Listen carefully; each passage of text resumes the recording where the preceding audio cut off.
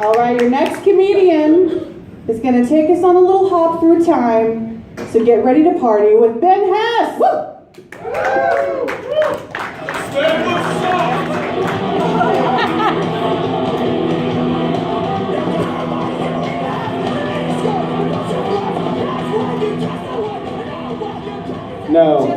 No, okay, all right.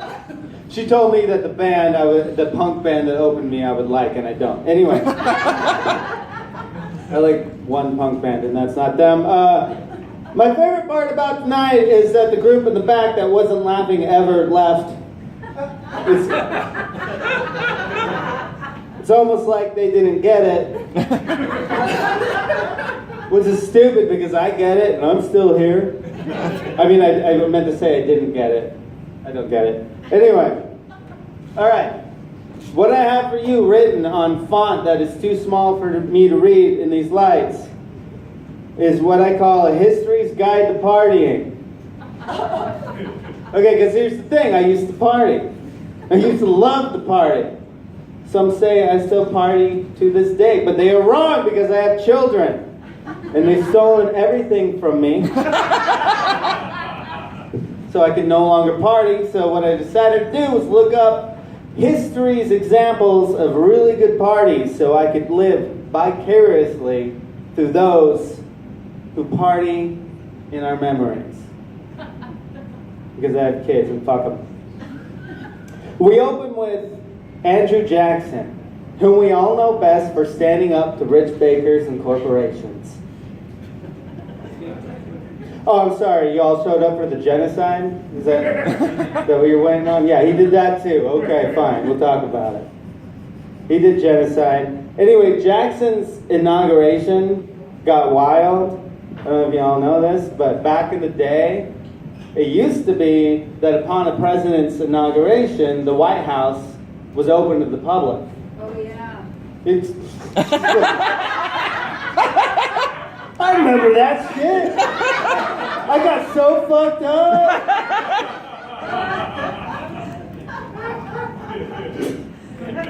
Anyway, and what people don't know is Andrew Jackson had like a fervent, deeply rooted amount of followers that like were really, really loyal to him, which is really hard to do without Twitter. And they all showed up. They all, like, a ton of them showed up. Like 10,000 people showed up to the White House, and it was completely unprepared. And people busted in, and there were people outside of the White House, and everything went nuts, got out of hand, people got super drunk. Andrew Jackson had to escape it. He had to crawl out through a window, and people smashed exorbitant amount of cheese into the carpet of the White House. Which are both things I've caught my children doing. At the same fucking time. One Washington socialite wrote of the incident, but what a scene did we witness! Exclamation point. Because people back then put exclamation points after things that don't need one. The majesty of the people had disappeared, and a rabble, a mob of boys, Negroes, women, children, scrambling, fighting, romping. What that sounds to me is someone put like NWA on the iPod. And she was like, I just don't understand why they're so violent though. And then she went on to say, what a pity, what a pity. I mean, she obviously misspelled party. Twice. So, well, anyway, finally, in order to get all these people out of the fucking White House, the authorities promised all these people more whiskey. That's how they got them out. They were like, let's bounce on over down the road. There's more whiskey down there, probably by the Washington Naval Yard or whatever, which is a lie, but they got them all out.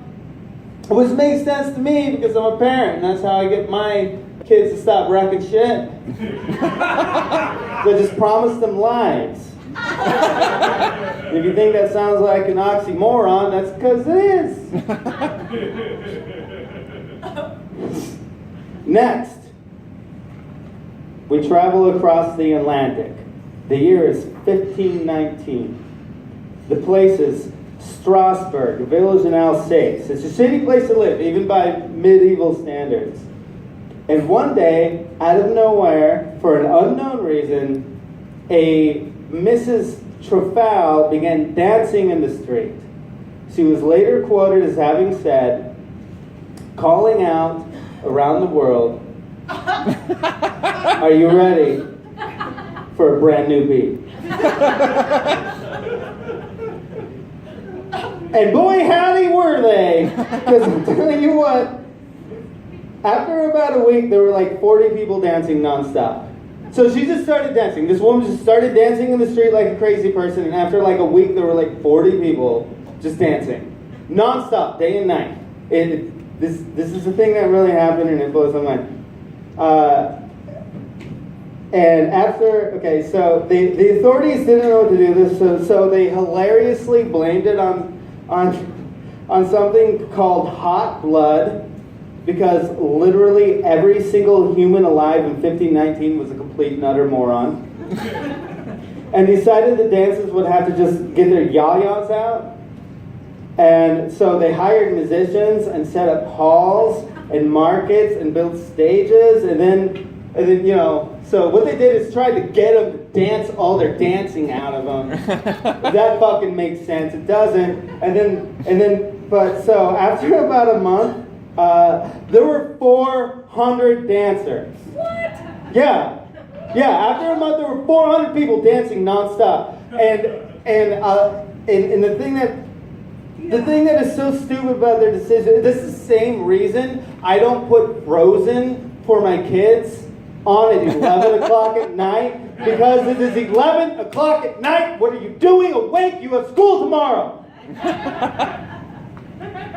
Authorities clearly didn't have children that ruined their lives. Anyway, it didn't stop until people like literally started dying. People died from exhaustion or heart attack or whatever the fuck. People started dying. And there are a lot of competing theories that may explain this, and they range from fungal infection to mass hysteria, fueled by psychological distress, to chorea. But I'm going to point out the obvious here. They like to party. All right.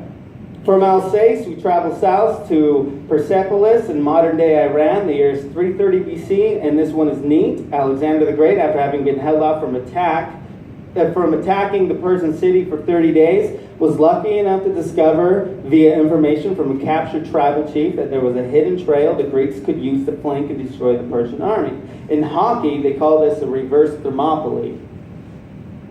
One person's got to get that. One fucking person? God, the education in this country sucks, dude. That's a great joke.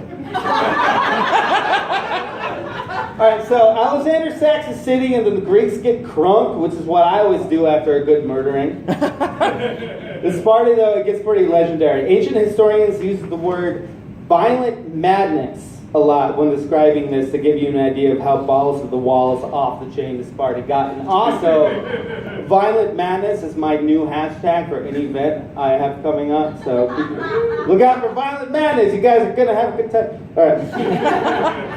All right, I'm almost done, just so you know. There were women at this party, and one of these women, Thias, who was running around with the general Ptolemy, suggested to Alexander that he let her burn the whole fucking thing down. I mean, for real, this really happened. And he's like, that's brilliant! So all the women led this drunken procession in front of Alexander and all his generals and the men up to the main palace. And Thias went whoop and threw a torch, and all the women threw a torch, and all the women burnt this place down, and these guys got so hammered that they destroyed an army, they destroyed a city, and they destroyed the patriarchy, all in one night.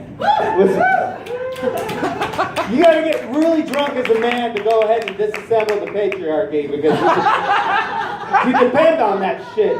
every single fucking day. Shit's so much easier for you. Why would you give it up? Anyway. Anyway, afterwards, Ptolemy claimed that they weren't drunk, which is stupid because at least it gives you some kind of an excuse for doing something dumb. Unlike my children who burned down our first apartment, which is hilarious when I look back and think about it because we didn't have insurance. And lastly, I take you back to July of 2011. When my wife and I partied so hard we forgot that someone invented condoms.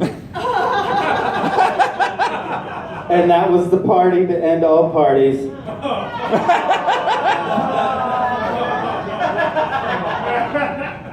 Remember, history repeats itself, but it doesn't repeat itself nearly as often as kids who have to pee at the absolutely most inconvenient time. Don't have kids, keep partying. I'm Ben Hess. That's my time.